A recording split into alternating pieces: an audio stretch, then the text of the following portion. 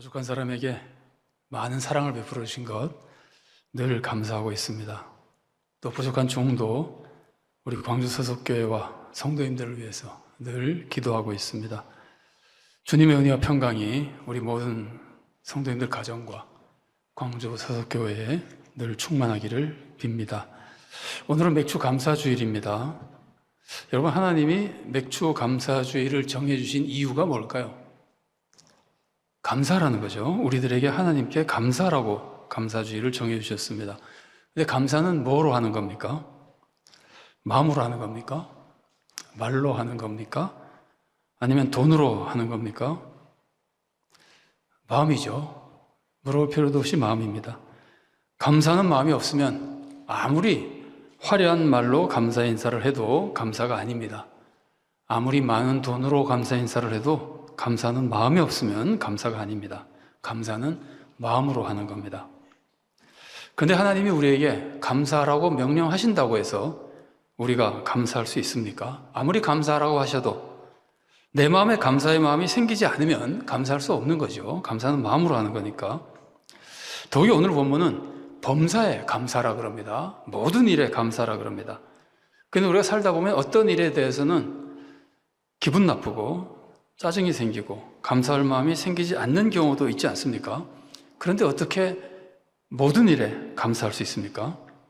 겉으로 감사하는 척은 할 수 있지만 진짜 감사는 할 수가 없어지는 겁니다. 그래서 범사에 감사라는 말씀은 굉장히 실행하기가 어려운 말씀입니다. 감사만이 아닙니다. 오늘 본문은 항상 기뻐하라고 가르쳐 줍니다.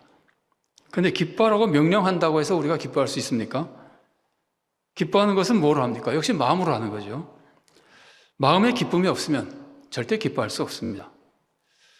어떨 때는 어떤 일에 대해서는 우리가 속이 상하는데 어떻게 우리가 항상 기뻐합니까? 이 명령도 너무나 어려운 말씀입니다. 항상 기뻐하라, 범사에 감사하라는 말씀은 우리가 실행하기가 너무나 어려운 말씀입니다. 그렇다면 우리는 어떻게 해야 됩니까? 사실 오늘 본문은 본문 안에 항상 기뻐하고 범사에 감사할 수 있는 비결을 함께 가르쳐주고 있습니다. 오늘 본문 말씀 보십시오. 16절부터 18절 상반절까지의 말씀입니다. 이렇게 제가 A, B, A-로 나눠놨죠. A는 항상 기뻐하라. 그 다음은 B, 쉬지 말고 기도하라. A- 범사에 감사하라. 왜 세 번째 줄은 C라고 하지 않고 A-라고 했느냐 하면은 화면을 조금만 더 띄워주실래요? 왜 A-라고 했느냐 하면은 A와 A-가 거의 같은 내용이기 때문입니다. 보세요. 항상과 범사에 같은 말이죠. 기뻐하라, 감사하라도 사실은 거의 같은 말입니다. 여러분 생각해 보세요. 기뻐하라와 감사, 기쁜 일이 생기면 어떡합니까? 사람이 기쁜 일이 생기면 감사하죠. 사람이 감사할 만한 일이 생기면 어떡합니까? 감사할 만한 일이 생기면 기뻐하게 되는 겁니다. 그래서 감사와 기쁨은 굉장히 가깝게 연결되어 있는 겁니다. 사실 성경이 쓰여진 헬라어에서는 기쁨이 카라이고 감사는 유카리스티아인데 이게 다 같은 어원에서 온 말입니다. 서로 긴밀하게 연결되어 있기 때문입니다. 제가 이것이 얼마나 연결이 잘 되어 있는가를 성도님들이 공감하는 데 도움이 되도록 하기 위해서 한글 번역 말고 원래 성경은 헬라어로 쓰여져 있는데 신약 성경은 헬라어를 한국말로 이렇게 음력을 해서 써놓은 거 읽어드리겠습니다. 여기도 역시 A, B, A-인데 A가 판토테 카이레테, 이게 지금 항상 기뻐하라는 거거든요. A-를 보세요. 엔판티 유카리스테이테, 모든 것에 범사에 감사하라는데 판토테 엔판티가 같잖아요. 우리는 항상 범사, 그러니까 의미가 같은데 헬라어는 발음도 같아요. 똑같은 말에서 온 말이에요. 판이라는 말에서 온 거예요. 판토테 엔판티. 그 다음에 카이레트도 같은 어원이라고 그랬잖아요. 유카리스테이테. 거의 같은 말이에요. A와 A-는. 그리고 그 가운데 전혀 다른 말이 기록되어 있어요. 아데아 레이프토스 프로시큐스데, 쉬지 말고 기도하라. 이런 것들을요, A, B, A-, 이거 자세히 몰라도 되는 것인데 공감하는 데 도움이 될까 봐 제가 좀 장황하게 설명해 드립니다. A, B, A- 혹은 A, B, C, B-, A- 이렇게 홀수로 문장이 돼 있으면서 이렇게 서로 대응되는 거는 이게 지금 교차 대칭 구조라고 하는, 교차 대칭법이라고 하는 표현인데요. 홀수로 돼서 가운데가 하나가 딱 남으면은 짝수로 된 것도 있습니다. 성경에는 교차대칭 구조가 무지하게 많이 나옵니다. 잠언 같은 데 보면 수도 없이 많이 나옵니다. 그런데 홀수로 되어 있는 경우는 가운데 문장이 강조되는 거예요.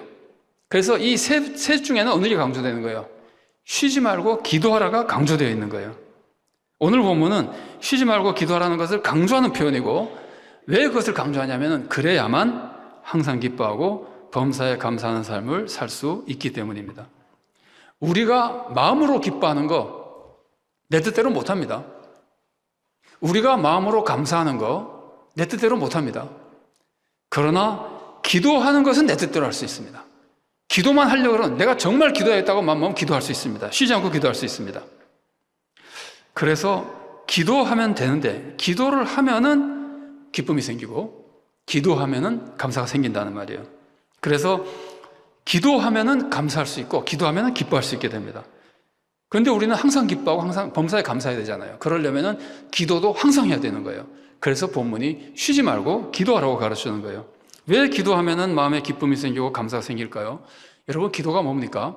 세상에서는 기도를 뭐라고 가르치느냐면은 하나님께 뭘 달라고 간구하는 거라고 가르쳐줘요. 국어사전을 한번 보세요. 국어사전에는 기도를 이렇게 설명하고 있습니다. 신이나 절대적 존재에게 바라는 바가 이루어지기를 신에게 바라는 것을 이루어달라고 하는 것이 기도예요. 이게 세상에서 하는 설명이에요. 성경은 다릅니다. 성경사전 한번 보세요. 성경사전에는 기도란 하나님과 성도 간의 교제, 대화를 말한다. 하나님과 교제하는 것, 하나님과 대화하는 것이 기도예요. 성경이 가르쳐주는 기도예요. 여러분 생각해 보십시오. 오늘 본문이 쉬지 말고 기도하라 그러는데 세상적으로 하나님께 쉬지 말고 달라고 하라는 뜻입니까? 하나님 이것 주세요, 저것 주세요, 이것 주세요, 저것 주세요. 하나님께 계속 달라고 하라는 게 오늘 성경 말씀이겠어요? 말도 안 되죠. 하나님께 기도하라는 것, 특히 쉬지 말고 기도하라는 것은 계속 달라 그러라는 것이 아니라 한시도 하나님을 잊지 말라는 거예요. 하나님 없이 살려고 하지 말라는 거예요. 항상 하나님을 의지하고 하나님을 사랑하며 하나님의 뜻대로 살라는 거예요. 물론 우리는 부족하니까 항상 하나님을 의지해야 됩니다. 항상 의지하니까 늘 하나님께 간구합니다. 도와달라고 간구합니다. 그것이 기도입니다. 그러나 기도의 본질은 달라 그러는 데 본질이 있는 것이 아니라 하나님과 교제하며 하나님을 생각하며 살아가는데 기도의 본질이 있는 겁니다. 우리가 항상 하나님을 생각하면 어떻게 될까요? 여러분은 하나님을 생각하면 제일 먼저 생각나는 게 뭡니까? 와, 하나님께 기도해서 복 받아 먹어야지, 그겁니까? 그렇지 않잖아요.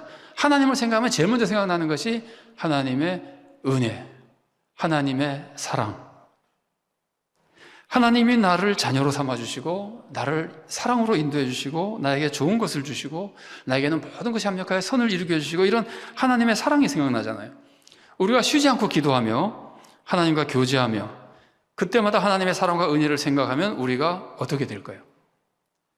우리가 하나님의 자녀가 되어서 하나님의 사랑 속에 산다는 것, 하나님이 나에게 항상 좋은 것을 주고 돌봐주신다는 것, 하나님은 우리들에게 지금도 영생을 맛보지만 천국에 영생을 내세 예비하고 계신다고 하는 것, 이런 것들을 생각하면 우리가 어떻게 될까요? 기쁨이 충만해지는 겁니다.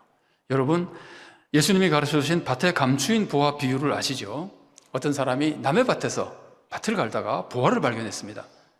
그러면 이걸 그대로 놔두면 그 밭주인께 되잖아요. 그러니까 밭을 빨리 사야 돼요. 그러니까 몰래 사기 위해서 덮어놓고 이제 밭을 온 힘을 다해서 밭을 사게 되거든요. 그런데 이 말씀을 잘 보세요. 마태복음 13장 44절 말씀입니다. 천국은 마치 밭에 감추인 보화와 같으니 사람이 이를 발견한 후 숨겨두고 기뻐하며 돌아가서 자기의 소유를 다 팔아 그 밭을 사느니라. 오늘 성경 말씀은 그 숨겨두고 기뻐하며 돌아간다고 되어 있지만 사실 실제로는 어떨까요? 보화를 딱 발견하는 순간 먼저 숨깁니까? 기쁨이 먼저 옵니까? 기쁨이 먼저, 보는 순간 기쁨이 넘치는 거예요. 천국은 보화를 발견하는 순간 기쁨이 넘치는 거예요. 그리고 어떻게든지 이걸 얻기 위해서 최선을 다해서 헌신할 수 있게 되는 거예요. 이래서 천국의 보화를 발견해서 기쁨이 넘치잖아요. 이게 밭의 보화를 얘기합시다. 밭의 보화를 발견한 사람이 보고 나서 기쁨이 너무 넘쳐서 이제 이거 숨겨놓고 다음에 살려고 그러고 나면 이 사람의 이 기쁨이 몇 시간 후에 없어질까요? 여러분, 엄청난 보화를 발견한 사람이 그거를 발견하고 나서 몇 시간 후면 기쁨이 없어집니까? 그 다음날 없어집니까? 아닙니다. 이거 생각만 하면 기쁨이 넘치는 겁니다. 그래서 이런 사람은요, 누가 욕해도 아무렇지도 않아요. 내가 엄청난 보화를 발견하면 누가 욕해도 아무렇지도 않아요. 아이고 마음대로 하세요. 나는 너하고 상대도 안 되는 사람이에요. 그러는 거예요. 누가 내 돈 떼어 먹어도 아무렇지도 않아요. 아이고 다 가져가세요. 난 넘치게 있어요. 이게 천국부활을 발견한 사람의 기쁨이에요. 무슨 일을 당해도 기쁨이 넘치는 거예요. 그런데 우리가 바로 그 천국부활을 발견한 사람입니다. 발견만 했습니까? 이미 얻은 사람입니다. 하나님을 아버지로 모신 사람입니다.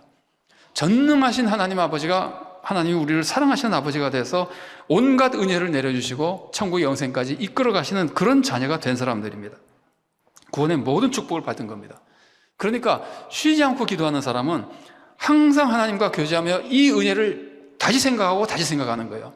그걸 생각할 때마다 기쁨이 넘치는 거예요. 그래서 항상 기뻐하는 사람이 될 수 있는 겁니다.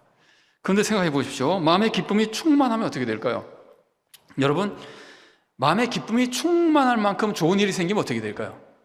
감사하게 되죠. 천국부활을 딱 발견한 사람이, 이게 정상적인 사람이라면 기쁨만 넘치는 것이 아니라 이런 기회를 주신 하나님께 감사하게 되죠.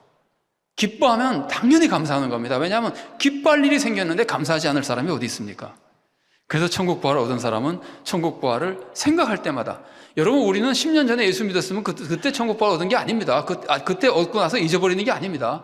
10년이 지나도 20년이 지나도 죽을 때가 돼도 그 천국부활을 생각할 때마다 기쁨이 넘치는 거예요. 감사가 넘치는 거예요.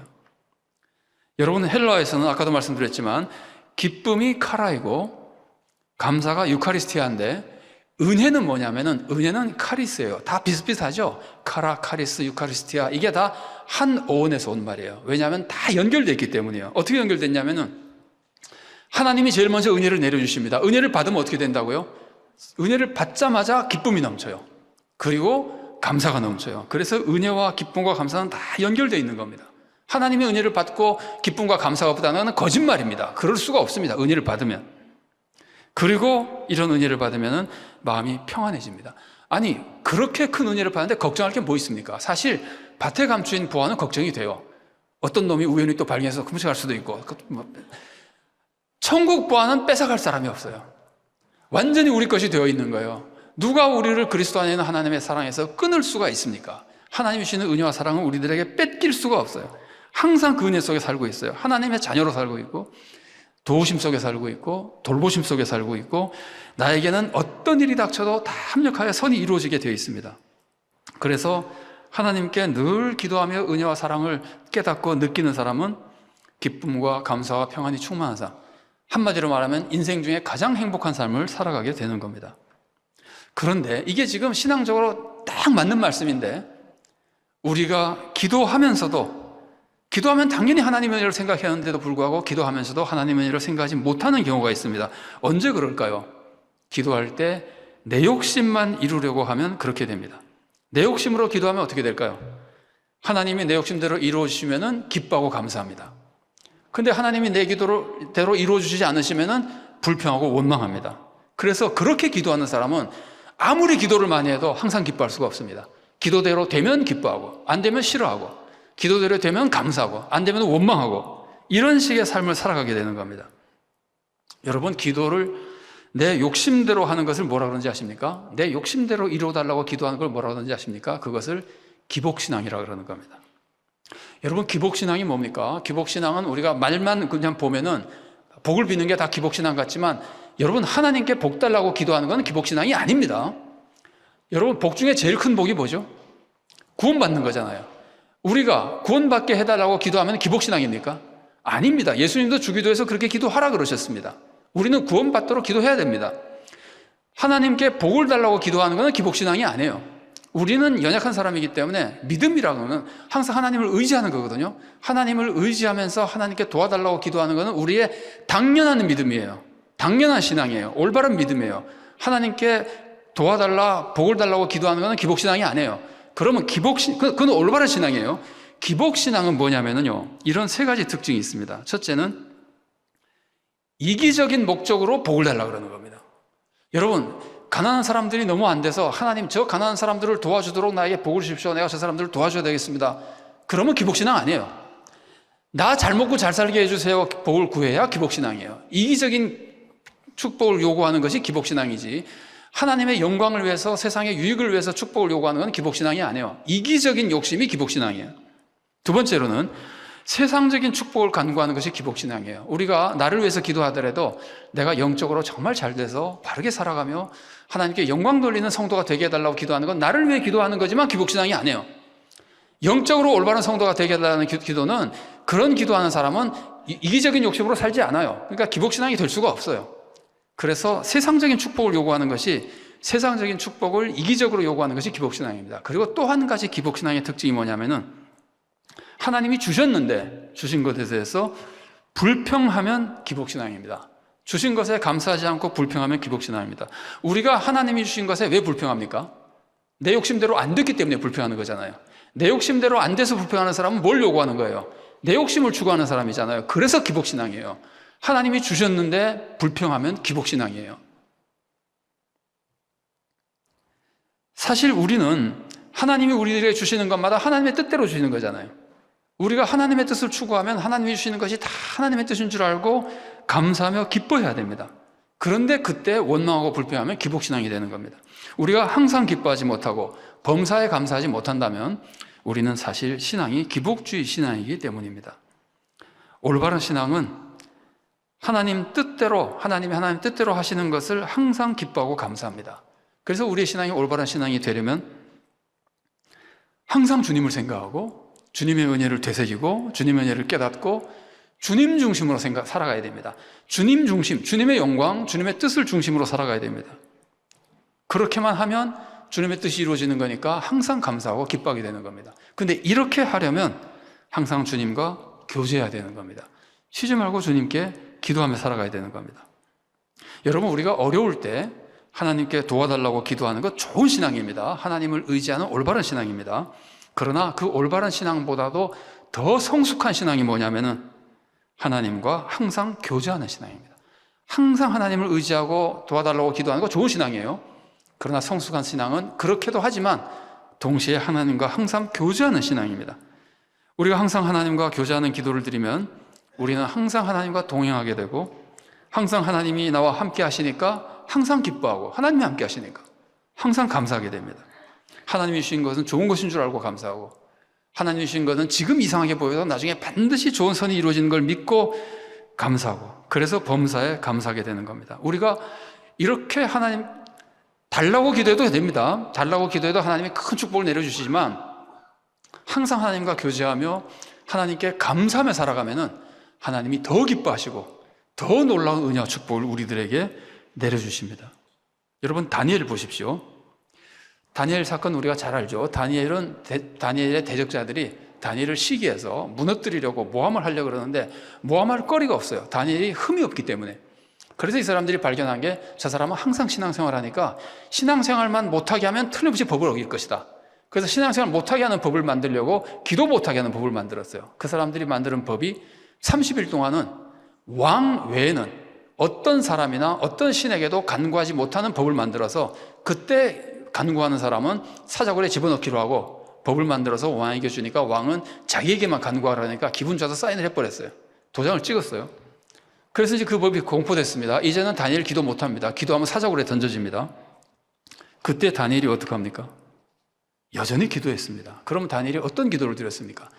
하나님, 제발 이 금령 없애주십시오 하고 간구하는 기도 드렸습니까? 그랬을지도 모르지만 성경은 그런 거 쓰지 않습니다. 그 기도는 했거나 안 했거나 중요하지도 않고 아마 하지 않은 것 같아요. 다니엘은 그런 기도 안 한 것 같고, 하나님, 저 기도해도 사자굴에 들어가지 않게 도와주시옵소서, 그런 기도도 안 한 것 같고, 다니엘이 무슨 기도를 했냐면은 다니엘 6장 10절에 나오는 말씀입니다. 다니엘이 이 조서에 왕의 도장이 찍힌 것을 알고도 자기 집에 돌아가서는 윗방에 올라가 예루살렘으로 향한 창문을 열고 전에 하던 대로 하루 3번씩 무릎을 꿇고 기도하며 그의 하나님께 감사했더라. 그 고난 속에서 다니엘은 하던 대로, 쭉 늘상 하던 대로 그대로 기도를 드렸습니다. 이게 항상 기도하는 모습이고 쉬지 않고 기도하는 모습입니다. 더군다나 늘 기도하던데 그 내용 자체도 그 박해 속에서 하나님께 감사하는 기도를 드렸습니다. 쉬지 않고 하나님께 기도하는 사람이니까 늘 하나님의 은혜를 생각하고 사랑을 깨달은 사람이고, 그러니까 박해 속에서도 이 박해가 하나님이 주신 좋은 것이고 하나님이 정말 선을 이루어 가시는 하나님의 섭리라는 것을 믿고 그 박해 속에서도 감사한 거예요. 다니엘이야말로 정말 범사에 감사한 사람이에요. 그래서 어떻게 됩니까? 다니엘이 사자굴에 던져지지 않습니까? 기도를 했는데도 사자굴에 안 던져집니까? 아닙니다. 던져집니다. 그러나 그 사자굴에서도 하나님께서 다니엘을 지켜주시고 오히려 사자굴에 다니엘이 던져졌기 때문에 그 나라에 놀라운 은혜가 임해서 왕이 변하고 하나님이 영광을 받으시게 되는 거예요. 사실 다니엘은 안 죽었지만 하나님이 뜻이 다니엘이 죽는 것이라 다니엘이 죽었어도 다니엘은 위대한 순교자가 되는 거예요. 전혀 손해볼 거 없어요. 근데 하나님은 다니엘의 그 기도 속에서, 감사의 기도 속에서 하나님은 놀라운 은혜를 내려주셔서 다니엘은 또 다른 기적을 체험하고 많은 사람들에게 하나님을 두려워하고 믿게 만드는 역사를 이루어 나가는 겁니다. 다니엘 6장 26절 말씀입니다. 내가 이제 조서를 내리노라.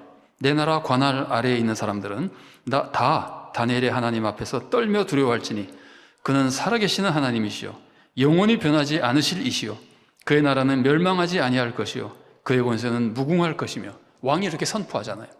그래서 다니엘은 이 사건으로 놀라운 역사를 이루고 놀라운 축복을 사실은 더 받게 되는 겁니다. 여러분 욥 아시죠? 욥은 굉장히 무서운 고난 속에서도 믿음을 지켰습니다. 정말 훌륭한 믿음입니다. 그러나 욥의 믿음을 가만히 보면 제가 감히 욥보다 더 좋은 모습을 보는 사람과 비교해 보다 보면 우리보다는 훌륭하지만 욥은 표현이 좀 자극적이지만 2% 믿음이 부족한 사람이었습니다. 놀라운 믿음을 보여준 사람이지만 욥의 믿음 보십시오. 욥이 어떤 믿음으로 신앙을 지켰습니까? 하나님의 절대 주권을 믿는 믿음으로 지켰습니다. 욥기 1장 21절 말씀입니다. 이르되 내가 모태에서 알몸으로 나왔사온즉 또한 알몸이 그리로 돌아가올지라 주신이도 여호와시요 거두신이도 여호와시오니 여호와의 이름이 찬송을 받으실지니이다 하고 하나님의 절대 주권을 믿으니까 어떤 고난이 오고 하나님이 어떤 것을 뺏어가셔도 모든 것이 하나님의 것이니까 믿음 잃지 않고 하나님을 찬양한 거예요. 훌륭한 믿음이에요. 그러나 욥이 하나님의 절대 주권을 믿고 그 무서운 고난을 이겨냈지만 욥은 친구들이 찾아와서 욥을 비난하고 속을 자꾸 긁으니까 하나님을 원망하는 말을 합니다. 잘못을 저지른 거예요. 그래서 욥기가 끝날 때 욥은 그것을 회개하거든요. 욥기 42장 6절 말씀입니다. 그러므로 내가 스스로 거두어드리고 티끌과 재 가운데에서 회개하나이다.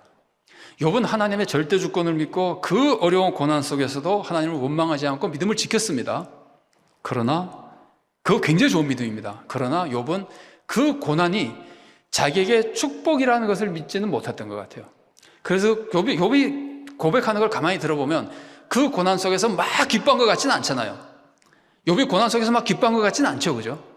참고 이겨낸 거예요. 훌륭한 믿음이지만 감사하며 기뻐한 것 같지는 않습니다. 그래서 친구들이 속을 긁었을 때 막 속이 터져나와가지고 원망하는 말을 하는 겁니다. 그러나 바울 한번 보십시오. 바울도 육체의 고통 속에서 그 병을 고쳐달라고 하나님께 기도합니다. 바울은 자기 고통도 고통이지만 바울은 정말 하나님 나라에서 일하고 싶은데 이 육신의 질병 때문에 감당을 못하겠는 거예요. 이 병이 자기가 하나님 나라 일을 하는데 방해가 되는 거예요. 그래서 바울은 이걸 뭐라고 부르냐면 육체의 가시라고도 부르지만 사탄의 사자라고 부릅니다. 이거는 사탄의 사자다. 내 하나님의 일을 방해하는 것이다. 그렇게 불렀거든요. 그러니까 정말 하나님의 영광을 해서 이거 좀 떠나게 해달라고 기도를 했어요. 그런데 여러분 하나님의 응답이 뭡니까? 욥이 그 기도하는 속에서 욥이 깨달은 하나님의 은혜가 뭡니까? 그 고통마저도 하나님의 은혜라는 걸 깨닫는 거죠. 그때 더 큰 은혜가 임한다는 걸 깨달은 거죠. 그 고통이 축복의 통로라는 걸 깨달은 거죠. 그래서 바울은 그 고난 속에서 그 고난 때문에 오히려 자기가 약해진 것을 자랑하게 되는 겁니다. 그게 더 큰 축복이라는 것을 깨닫게 된 겁니다. 고난을 기뻐하며 감사한 겁니다. 고난을 바울은 참은 게 아니라 기뻐한 거예요. 하나님과 교제하며 기도 속에서 깨닫고 이제는 기뻐하게 된 거예요. 그래서 바울은 정말 교제 기도를 통해서 항상 기뻐하며 범사에 감사하는 성도가 된 놀라운 믿음의 모습을 보여주고 있는 겁니다. 그래서 바울은 그런 육체의 가시를 몸에 달고 살면서도 기쁨과 감사가 넘치는 종이 되고 정말 기쁨과 감사 속에 하나님 나라를 위한 위대한 종이 되셨던 겁니다. 여러분 이것은 바울이 욥보다도 훌륭해서 그런 게 아닙니다. 바울이 잘나서 그런 게 아닙니다. 욥은 예수님 십자가를 모르던 시대에 살았잖아요. 바울은 예수님 십자가를 아는 사람이잖아요. 그리고 바울은 예수님 이후에 예수님이 성령님을 보내주시고 성령님이 놀랍게 역사하는 시대에 사는 사람이고 욥은 성령님의 은혜는 받았겠지만 바울만큼 받지 못한 사람이잖아요.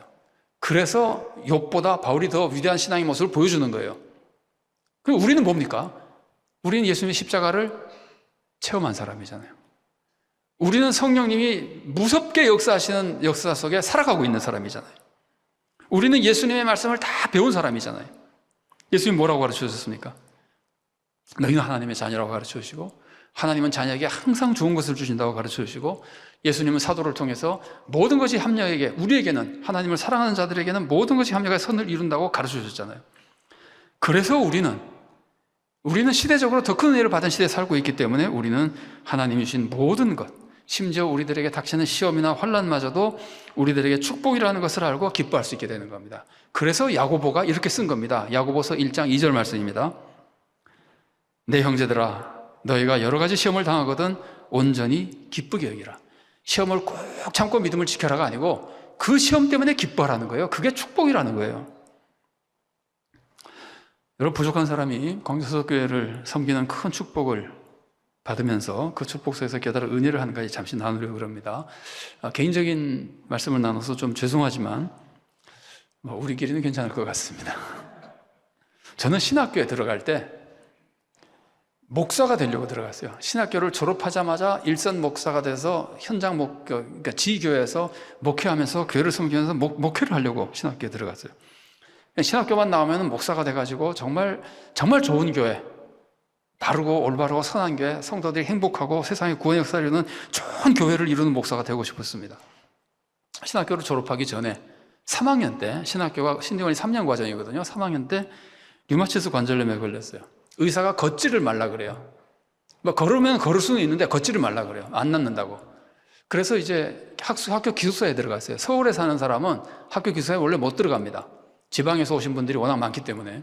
그런데 이제 나는 걷지를 못하니까 좀 들어가게 해달라고 형편을 말씀드려서 허락을 받고 기숙사에 들어가서 한 학기를 지냈어요. 여러분, 그런 몸으로 어떻게 목회를 합니까? 그런데 그렇게 어렵게 지내는 동안에 하나님은 저에게 이런 생각과 비전을 주셨습니다. 너 더 열심히 공부해가지고 아예 신학자로 하나님 나라에서 봉사해라, 이런 마음을 주셨어요. 그래서 목회의 꿈을 접고 신학자가 되기로 마음을 먹었습니다. 그러고 나서 공부를 좀 더 했더니 호신대에서 오면 어떻겠냐는 얘기가 나오고, 그래서 이제 처음엔 또 안 오겠다 그랬다가 그러니까 다른 길이 막 막히더라고요. 그래서 또 하나님이 가라 그러시는 건가 보다. 어쨌든 잘 돼가지고 호신대에 왔어요. 저는 집안이 이북 출신입니다. 그래서 저는 부산에서 태어나서 살았습니다. 나중에 서울에 살았지만 호남지방은 생각도 안 했던 사람이에요. 그런데 그 아팠던 것이 계기가 돼서 호신대로 오고, 호신대에서 교수 생활하다가 하나님은 어느 날 갑자기 광주 서석교회 청명을 받게 해주셔가지고 서석교회에 와서 정말 보람되고 행복한 신앙생활을 했습니다. 저 인생의 많은 방향이 바뀌면서 이곳에서 신앙생활하고 은혜를 많이 받고 축복을 받았는데, 이렇게 제가 받은 축복들이 신학교 3학년 때 고통스러운 질병에 걸렸었기 때문이었습니다. 그때는 잘 몰랐는데 나중에야 그 고통이 놀라운 축복이었다는 것을 깨닫게 된 겁니다. 우리가 하나님과 교제하며 쉬지 않고 기도하다 보면 차츰차츰 하나님이 항상 우리에게는 좋은 것을 주시고 모든 것이 우리에게는 합력하여 선을 이루게 해주신다는 것을 깨닫게 됩니다. 그러면 우리는 항상 기뻐하고 범사에 감사하는 성도로 성숙해 나가게 되는 겁니다. 그러면 정말 하나님께 기쁨을 드리고 하나님께 영광을 돌리고 하나님의 더 놀라운 축복 속에 살아갈 수 있게 되는 겁니다. 사랑하는 성도 여러분, 우리는 항상 하나님께 감사해야 됩니다. 그런데 항상 감사한다는 것이 고통을 참아가면서 고통에도 불구하고 감사하는 것이 아닙니다. 그것도 훌륭한 감사입니다. 그러나 진짜 성숙한 감사는 그 고통이 축복인 걸 알기 때문에 기뻐하며 감사하는 거예요. 억지로 참아가면서 감사하는 게 아니라 기뻐하며 감사하는 거예요. 우리 모두가 쉬지 않고 이런 교제의 기도를 드리며 하나님의 은혜를 항상 깨달아 기쁨과 감사가 충만한 성도가 되기를 바랍니다. 그래서 더욱 하나님을 사랑하며 더욱 순종하며 더욱 헌신해서 하나님을 영화롭게 하고 우리도 구원의 길을 가고 세상도 구원으로 인도하는 좋은 성도가 되고 귀한 교회를 이루어 나갈 수 있기를 바랍니다.